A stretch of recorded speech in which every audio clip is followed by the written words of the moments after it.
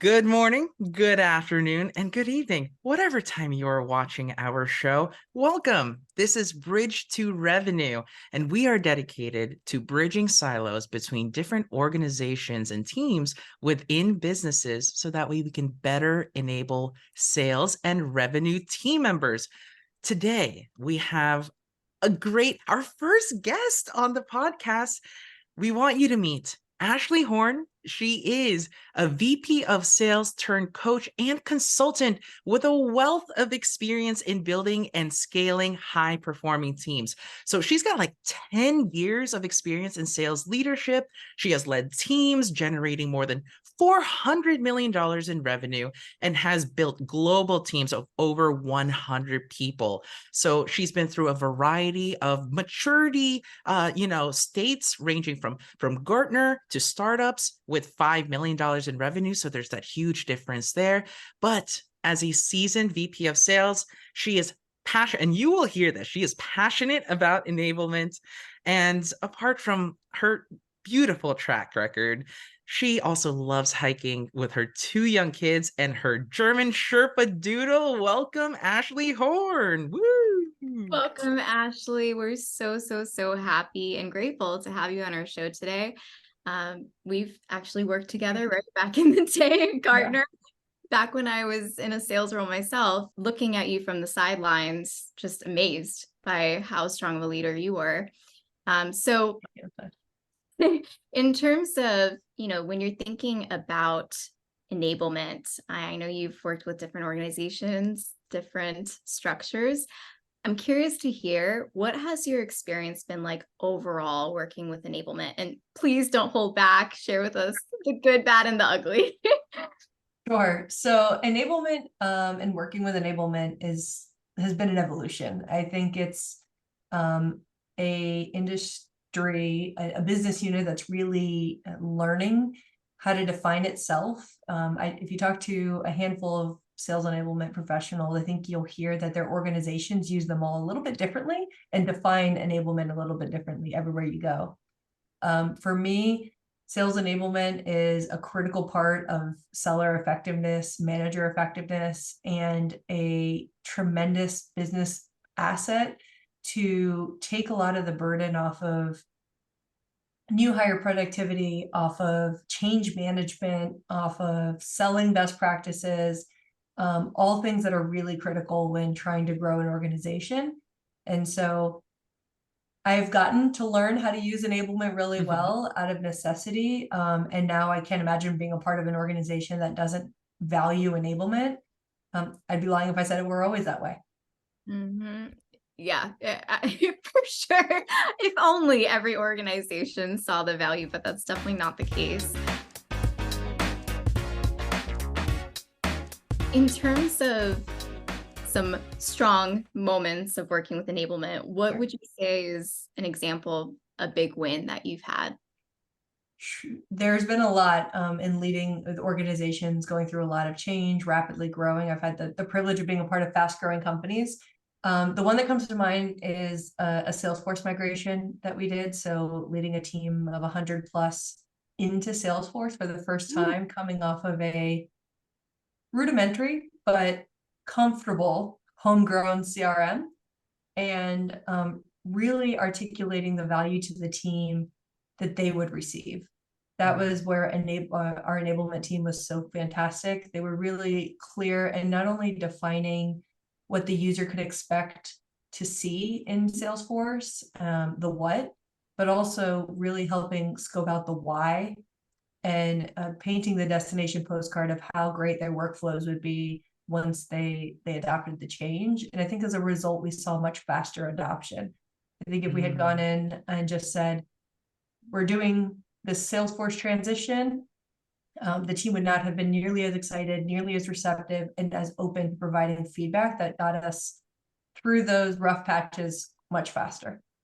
I'm so glad to hear that that was a positive experience for you, because I have seen this go wrong a lot of times with CRM migrations, but also just overall adoption. Let's face it, reps, no one likes to go in and do admin, but it is so important. because it helps with forecasting. It impacts their overall day-to-day management and the coaching that managers can provide. So it is so important. And I'm glad to hear that the why was something that was articulated through the whole enablement process. So happy that it wasn't a horror story, but a positive one. What about on the flip side? What have been some of your most frustrating moments with enablement?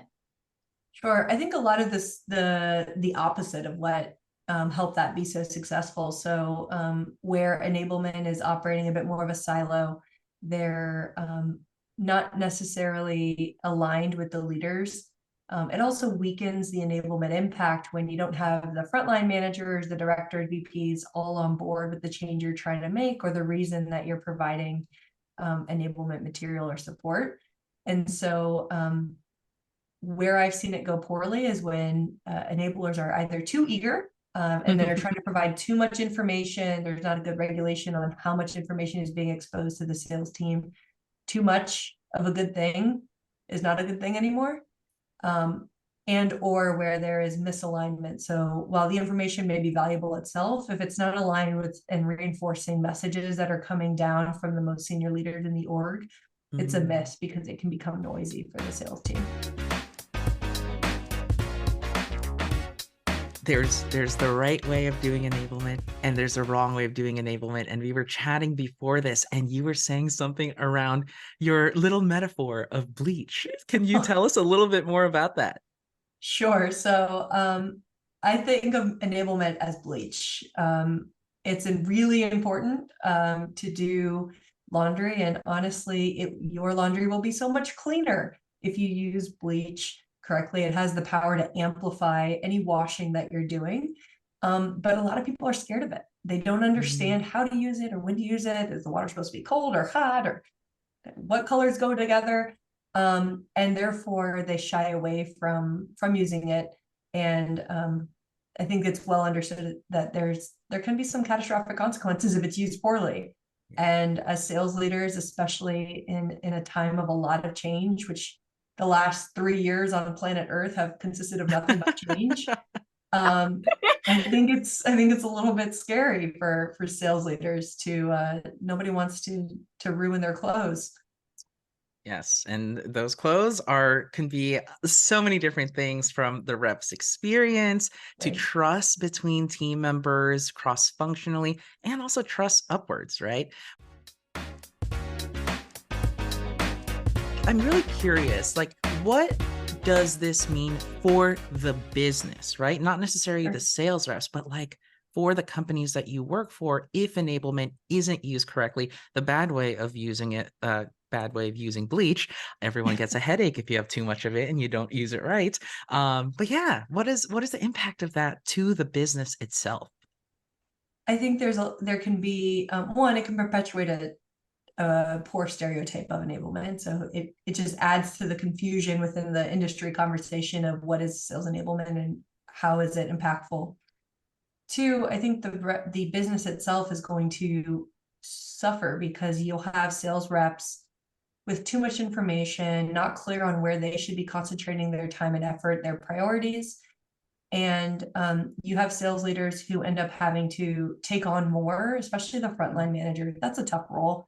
They already have a lot that is being asked of them when it comes to leading, especially in an organization that has a lot of change, product changes in rapid growth mode, usually doing a lot of hiring. And so you're putting more on the plates of others, and then it begs a lot of questions.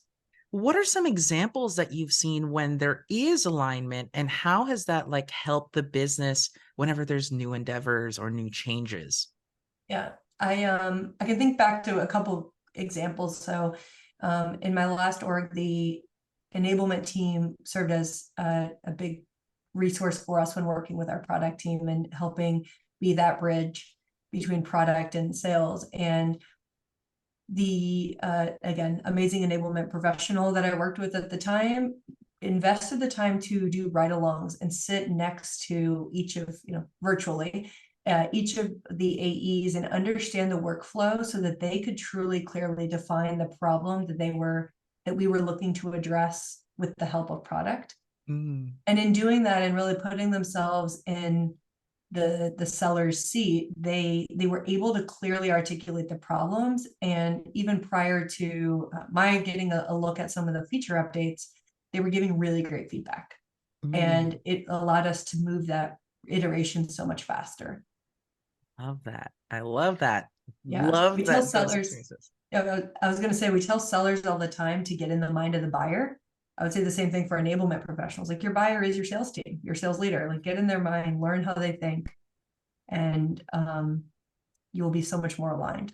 I Yeah. love that so much. I mean, it's true. We all are selling to someone at the end of the day, right? Everybody's selling something. Exactly. Enablement, we're selling to other reps in the organization and their leaders. I love that. And I love especially that you highlighted that they were helpful in defining the problem, because unless you identify the root problem behind what is causing the behaviors you don't want within the sales organization to perpetuate, it's not going to get solved for. And it can be very helpful sometimes to get a different set of eyes, right? Looking at the same situation to identify what really is happening and approach it differently. So, Ashlee, switching gears a little bit, thinking about more of the data, the metrics, the ROI. When your boss comes to you asking why there should be a continuous investment in enablement, Sure. how do you approach that question? And I've been asked that many times, especially in the challenging few years that we've had. And I have the same answer every time. I think enablement is a key element to improving our sellers. And I say that if we could take sellers and make them better, take them to a 6-week training boot camp, pause business, and take them and bring them back better, I think every CEO, CRO would love to see that. They would love to see more productive, engaged individuals. And enablement has the ability to do that when they're aligned to the right priorities. Enablement, I think, is the future. We are operating in a world where it's important to do as much as you can with as few resources as possible and be really cost effective and efficient. And so rep productivity, new hire productivity is a metric that I get talked to quite a bit about. And enablement plays a massive role in those metrics being successful. Enablement is the future. I feel like that's the headline. I love it. What kind of ammo can enablement provide you in terms of helping to paint more of that ROI story? Sure. So one of the things I've done in the past is look at, especially in a fast growing organization, new hire productivity and new hire onboarding. And I did a very rudimentary survey. By that, I mean a Google form of all of my sales managers, the 18 frontline managers I had, and asked them how much time they thought they spent in the first 30 to 60 days of a new hire joining their org and their team. And it was a shocking amount of time. It was probably 40% of their time devoted to one member of the team that was not even generating revenue yet. And when I put that data in front of our CRO and our CFO and explained the value of the data and how much more productive we could be if we had our managers refocusing their time on things like talking to more customers, helping our top sellers close more deals, helping our middle performers take the next step in their development. It became really clear the business case for investing in onboarding resources, which fell under the enablement team. Yeah, there's this importance of time cost just as much as revenue attribution, because the more productive your team is, they're going to generate more revenue and engage with customers of the company better, which I think is something to also think about. How engaged are your salespeople? Do they feel good about selling? And when they have the pressures of trying to figure out the admin, trying to do things, it's hard on their selling journey. I've had so many conversations with sales leaders, Ashlee, because I help build out onboarding, and I can't tell you how many times I hear that they're spending so much time trying to help support a new person. And because there isn't really a program in place, they're having to kind of just figure things out as they go. And the result is not a consistent experience for the new hires as well. So I love that you mentioned that. What about in terms of existing team members and enablement efforts there? Are there any specific data points or metrics that are helpful for you? Yeah, it's a great question. I think the number one area of focus is, again, in this environment, it's so critical, is revenue being generated by each headcount. So, and I think we saw it in 2021. Individuals were rapidly being hired. Growth within tech organizations was rampant, and the job market was hot, and so people were constantly looking to add headcount, and that was a strategy for growth. Yes. In today's market, we see people not hiring as aggressively, sort of right sizing and regressing to the mean pre-COVID mean. And as a result, we're having to do more with less, even though we don't have the same headcount allocation or the same amount of resources. Growth expectations have not slowed. And so ensuring that if existing reps are as efficient as they can be, a lot of organizations have invested heavily in tech stack. Yes. And there's a lot of tech stack bloat in these orgs. Enablement plays a key role in making sure people are extracting the most from their investments. This is a great point, because the data that you can present, right, the ROI story you tell, does depend on what data you have to even pull from. And a lot of this has to do with the tech stack you have and making sure it's fully optimized and leveraged in a way where you can tell that story, right? And be data-driven in your approach overall, more importantly.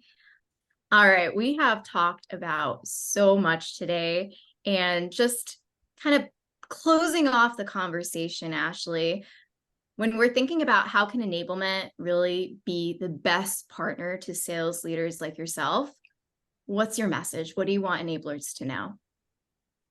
I would encourage enablers to recognize how powerful they can really be to a business. In a world where we are operating with in a less is more environment, rep efficiency, sales team efficiency is being scrutinized. And enablement has a bit of a moment right now to really prove just how valuable they are. And I think the teams that are the sales teams that are working well with enablement will really rise to the top in a tougher environment, because their sellers will be savvy and smart and up to date. Selling is changing, new tools, and so. Yeah, 100%. What a strong way to close off the conversation. I love it. The time is now, right? And this is, if anything, opportunity to differentiate in the market, right, with your strategy. Great. I love it. Ashlee, it's been such an absolute pleasure having you on our show. Thank you so much. And in terms of what comes next, stay tuned to hear from other leaders across the org like Ashlee share about their enablement experiences and how they define impact. Awesome. We'll see you all in the next episode. For now, happy enabling. Happy enabling.